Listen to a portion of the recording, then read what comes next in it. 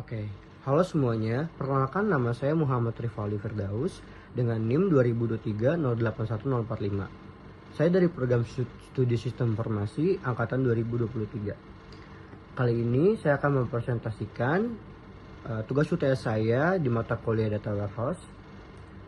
Oke, untuk yang pertama,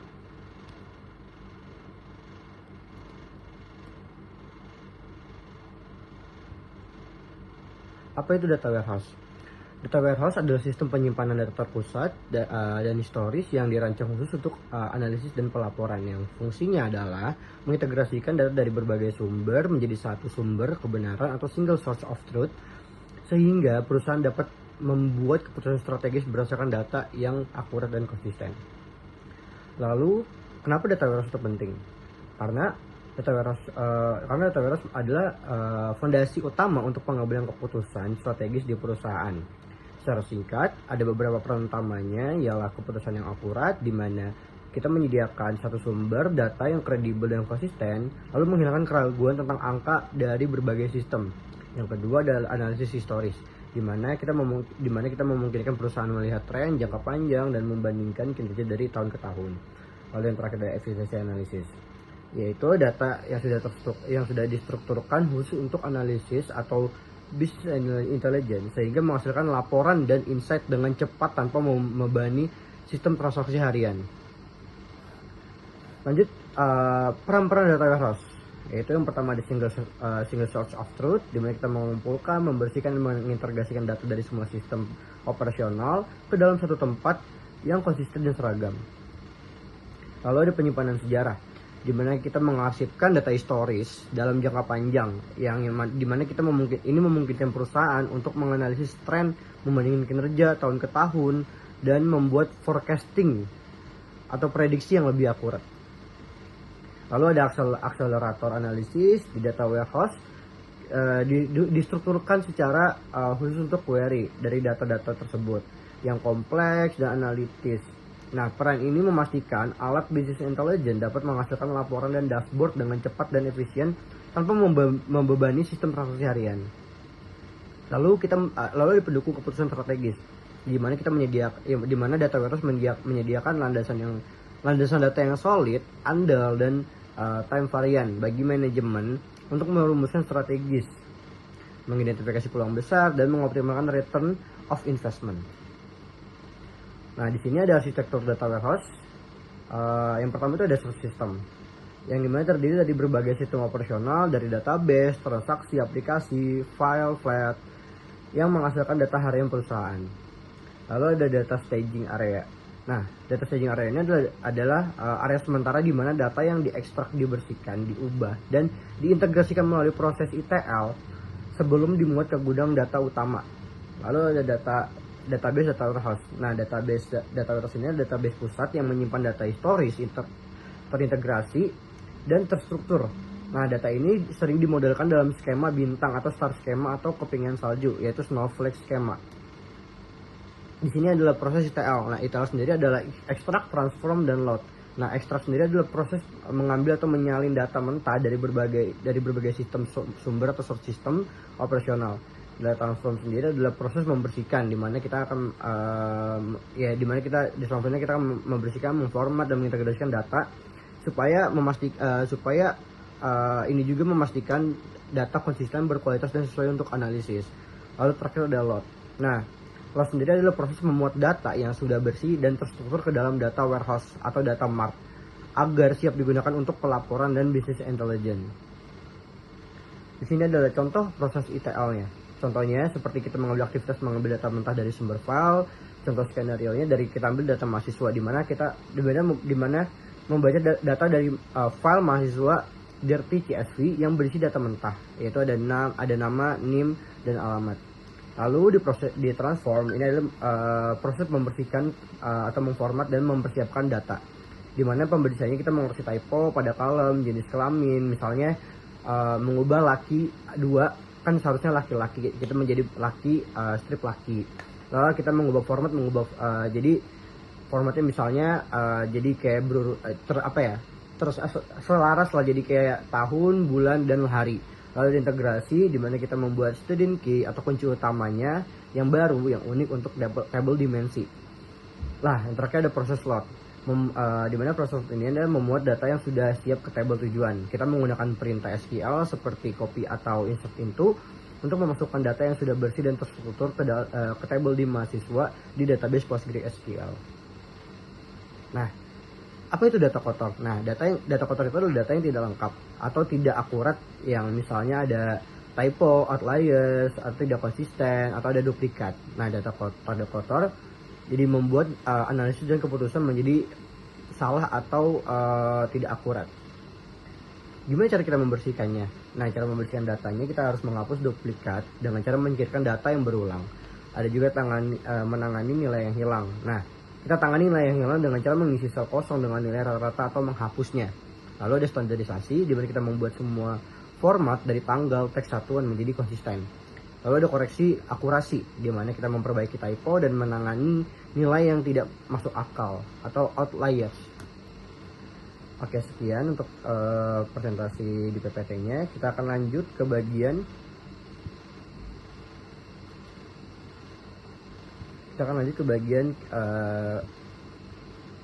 implementasi dari Pentaho-nya.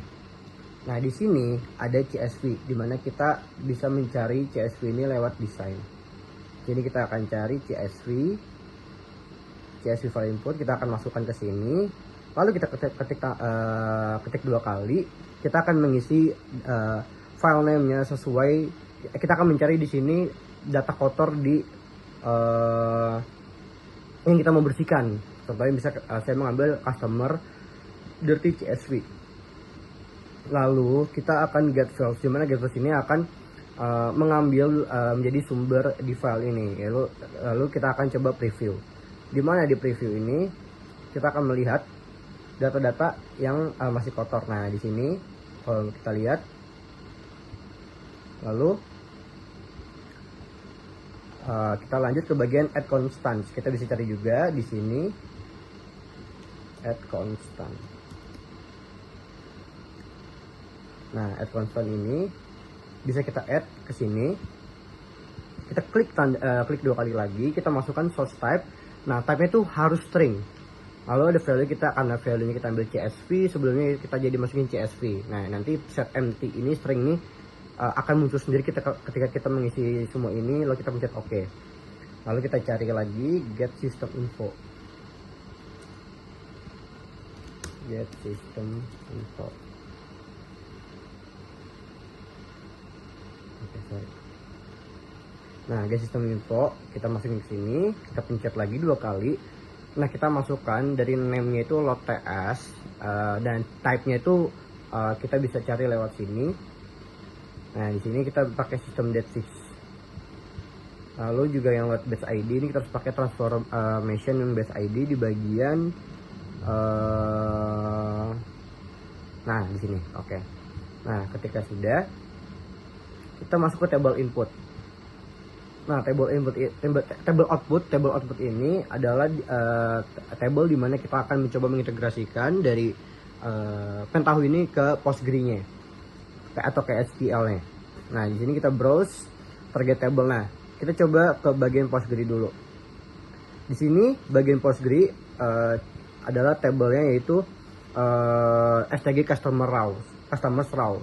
Nah, lalu dari customer row ini target skemanya kita publik, karena di bagian sini saya menaruhnya di bagian publik. Lalu di bagian data fields. Nah, oh ya, jangan lupa untuk coba kalian di bagian view.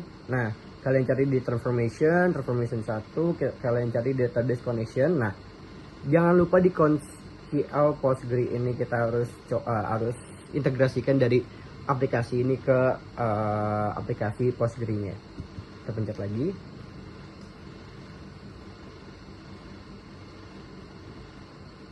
Oke, lama ya.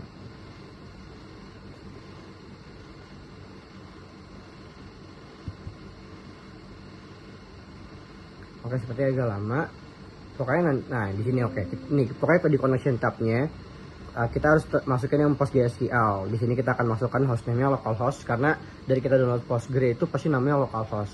Nah, database ini sesuai sama database name yang kalian masukin di Postgre-nya untuk bisa terintegrasi atau masuk nanti datanya menjadi data outputnya di Postgre.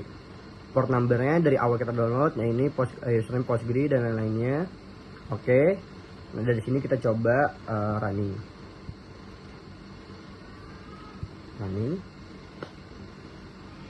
Apakah sudah hijau semuanya?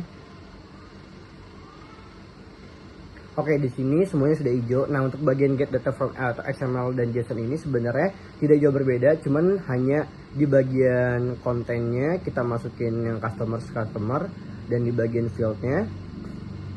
Nah, ini wajib harus string. Di bagian JSON pun sama. Ini kita bagian kontennya, di bagian fieldsnya kita masukin ini harus string semua. Lalu kita coba lihat di table outputnya. Nah, di sini seperti sama sebenarnya sama yang table output 1. Kita coba kita lihat hasil dari data yang sudah dibersihkan. Nah, ini data yang sudah dibersihkan dari CSV, XML dan JSON-nya. Oke. Kita lanjut. Kelompok saya membuat data warehouse sistem payroll atau slip gaji.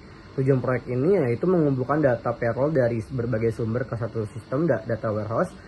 Lalu kita membersihkan data atau data cleansing supaya tidak ada duplikasi atau kesalahan format, dan kita menyediakan data yang lebih akurat untuk analisis total beban gaji, perbandingan gaji pokok dan tunjangan, serta potongan pajak. Yang pertama kita juga mendukung bagian keuangan dan manajemen dalam pengambilan keputusan berbasis data.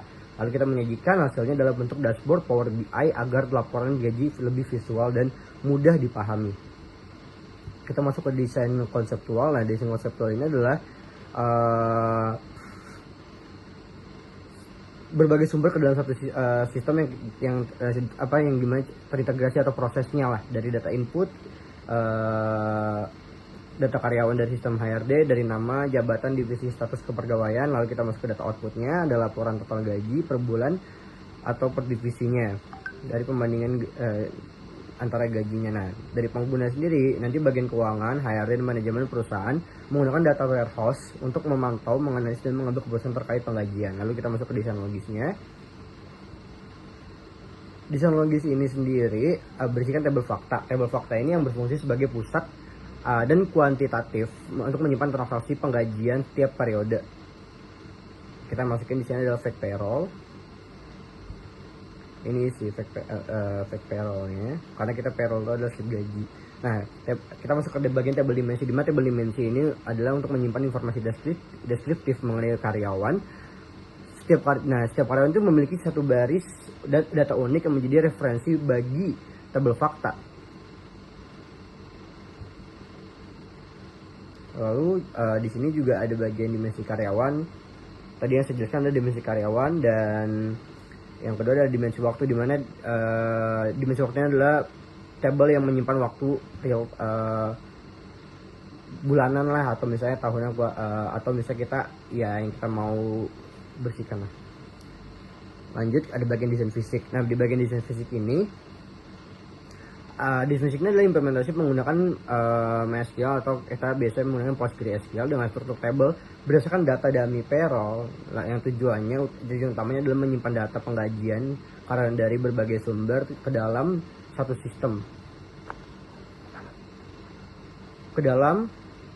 sistem, data warehouse yang bersih dan konsisten. Lanjut.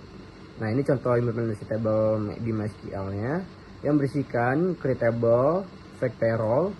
Sini ada payroll ID yang harus integer dan primary key atau out, dan harus auto increment. Dan dimensi tabelnya di MySQL harus sesuai dengan desain logisnya. Dimensi table atau dimensi pun harus sama. Di sini ada proses TL, di mana dari data diambil dari file payroll harian, data bulanan seperti data dummy payroll yang tadi saya ingin. Kita akan dari data kotor itu kita akan transform, lalu kita akan load. Sekian, terima kasih dari presentasi